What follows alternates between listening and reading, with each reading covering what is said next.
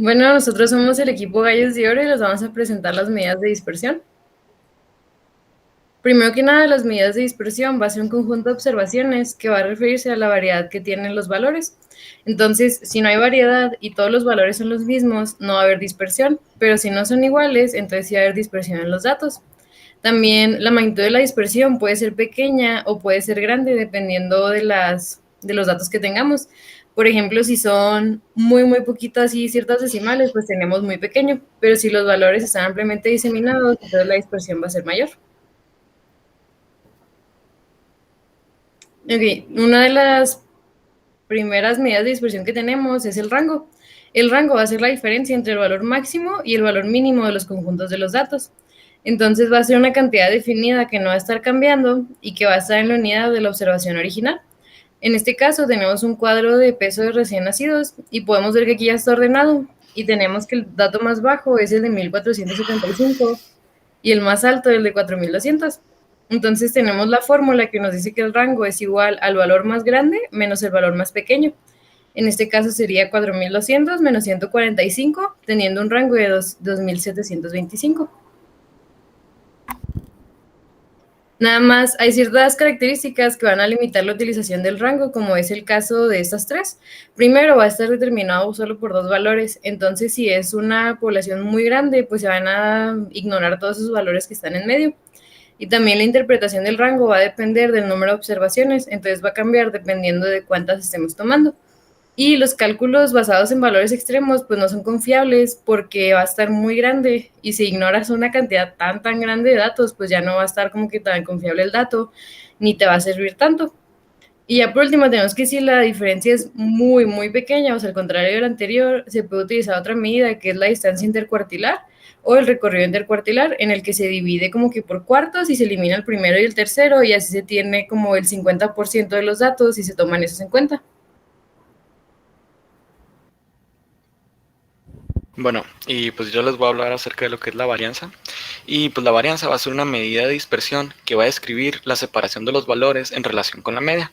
O también dicho de otra forma, va a medir la distancia que existe entre cada valor de la serie con respecto a la media.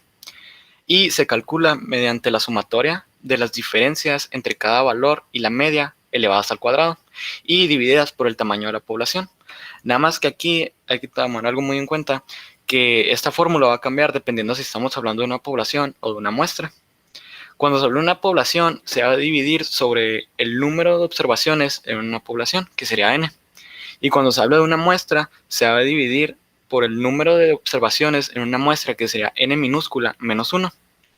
Y algo que hay que tomar en cuenta, o pues más bien que pues ayuda a poder saber qué significa la varianza, es que mientras más pequeño sea el número de varianza, menor va a ser la dispersión que existen entre cada valor de la sucesión. Y le das. Ay, ay, ok. Hola, ahora yo les voy a hablar de la desviación estándar o también llamada desviación típica. Y este tipo de desviación estándar lo que va a hacer es, este tipo es una medida que nos va a indicar qué tan dispersos, como su nombre lo dice, están los datos con respecto a la media, así literalmente, qué tan lejos están sus valores, pues, de la media. Y como ahorita nos estaba comentando Ricardo, el simbolito de sigma nos va a indicar cuando la desviación estándar está refiriéndose a una población y con el simbolito de la S nos va a indicar cuando estamos hablando de una muestra. Y mientras mayor sea la desviación estándar, mayor va a ser la dispersión de los datos o más alejados van a estar estos datos de la media, sus valores. Y este tipo de desviación, este tipo de medida, se usa para establecer un valor de referencia, para estimar qué tanta es la variación o qué, pues sí, la variación general del proceso que estamos analizando.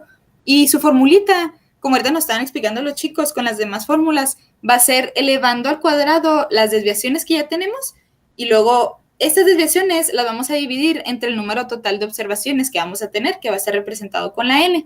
Y por último, a todo este conjunto le vamos a sacar su raíz cuadrada, esto para quitar pues lo que está elevado al cuadrado, a manera que nos quede la formulita aquí como la estamos viendo en la pantalla.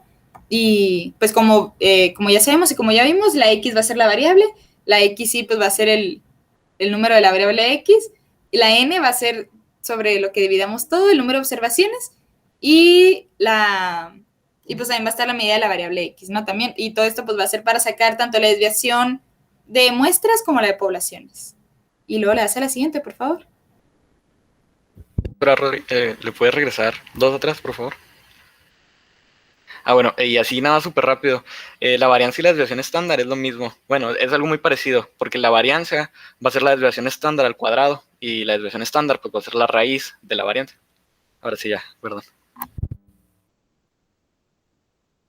Muy bien, entonces ahora vamos a ver el coeficiente de variación.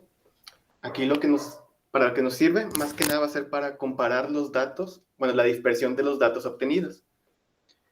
Con esto vamos a usar la desviación estándar dividida entre la media de los datos. Esto va a ser una relación que vamos a tener entre una división, más bien. Y aquí, como pueden ver en la fórmula, no nos importa el signo, ya que estamos usando magnitud en el caso de porcentaje, del porcentaje de la media. Y como para poder analizar estos datos, podemos usar o podemos expresar este coeficiente de variación en porcentaje.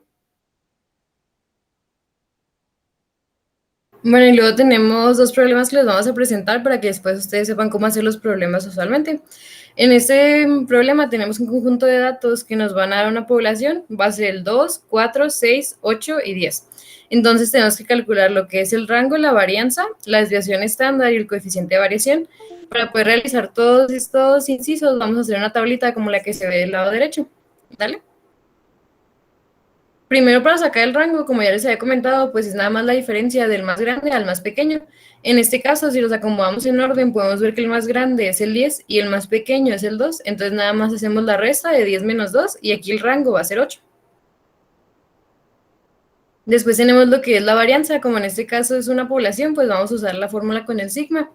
Y aquí nos va a decir que necesitamos hacer la suma de los datos desde que i es 1 hasta que llegamos a n, de la resta que es de las xy menos la m o mu, que es la media, al cuadrado y todo dividido sobre la n.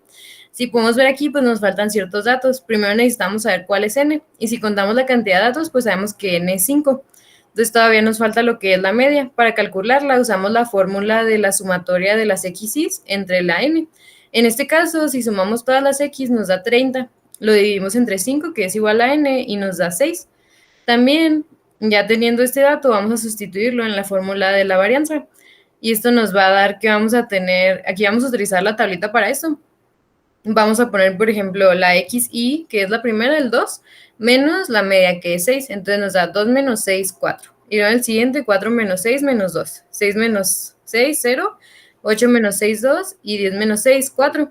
Y luego ya para hacernos todavía esto más fácil, pues lo elevamos al cuadrado y lo ponemos en la misma tablita. Y vamos a tener que es, pues, 4 al cuadrado 16, 2 es 4, 0, 4 y 16. Y como tenemos que hacer una suma que es desde que es la primera x hasta la n, hasta donde ya se acaba, pues sumamos todos esos datos. Tenemos que es 16 más 4 más 16, pues nos da 40. Entonces vamos a dividir lo que es 40 entre la n, que era 5, y nos va a dar 8. Esa va a ser la varianza.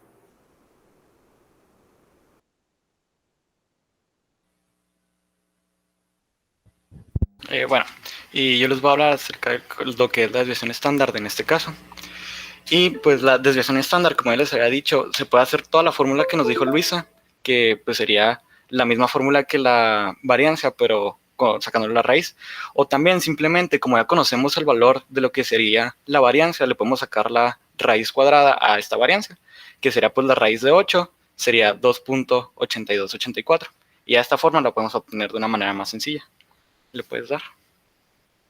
Bueno, y como nos había mencionado Rodri ahorita, lo que es el coeficiente de variación va a ser lo que es la desviación estándar dividida sobre la media. Y como ya conocemos estos dos valores, pues nada más los sustituimos en esta fórmula, que sería 2.8284 sobre 6, que daría un 43% de lo que sería el coeficiente de variación.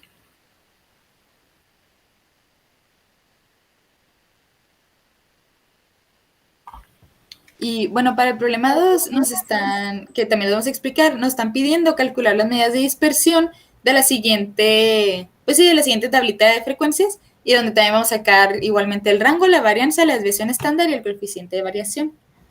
Y le das para la siguiente, por favor. Y igual como nos dijo ahorita Pamela, para sacar el rango puede ser muy sencillo, los vamos a acomodar en orden, del menor al mayor, y lo vamos a tomar pues el mayor y le vamos a restar el menor. Pues de manera muy sencilla, pues en este caso va a ser pues 25 menos 5, dando un rango con valor de 20. Y le hace la siguiente. Bueno, y ahora vamos a ver las siguientes medidas, ¿no? Necesitamos calcular primero, o hacer más bien esta tablita, igual que en el problema pasado. Aquí lo que va a cambiar va a ser que ahora vamos a tener una frecuencia que vamos a tener en cuenta al momento de utilizar las fórmulas. Primero lo básico, hay que llenar la tabla poniendo las X y nuestras frecuencias.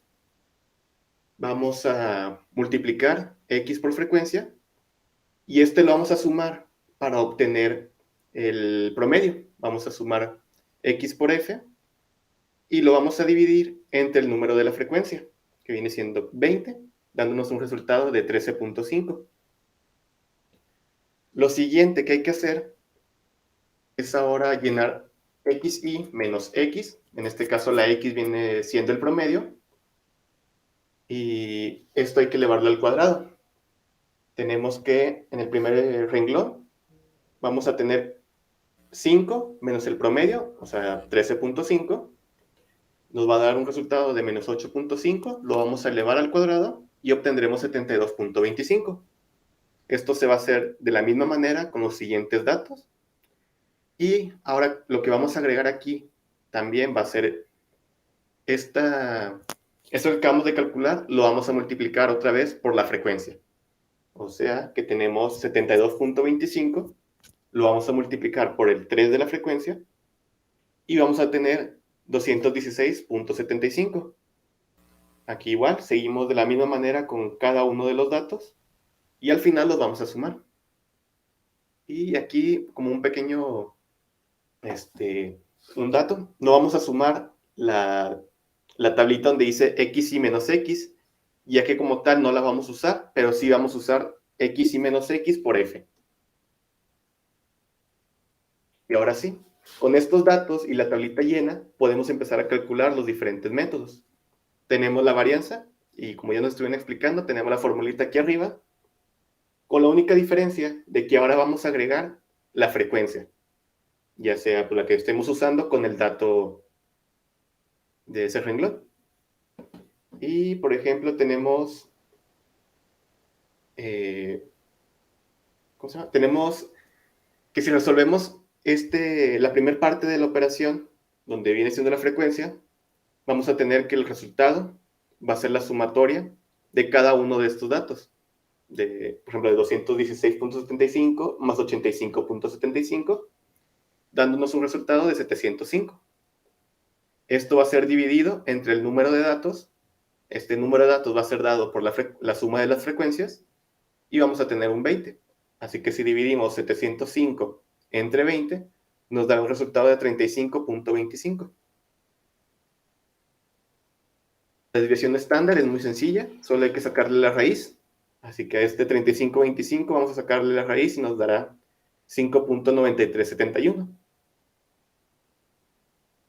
Y ya como último método va a ser el coeficiente de variación, el cual también va a ser muy sencillo ya que hemos calculado todos los datos necesarios. Vamos a dividir la desviación estándar de 5.9371 entre 13.5. Esto viene siendo el promedio que habíamos calculado al principio y nos va a dar un resultado de 0.4397, el cual lo podemos pasar a porcentaje, pero cualquiera de las dos maneras está bien para expresarse.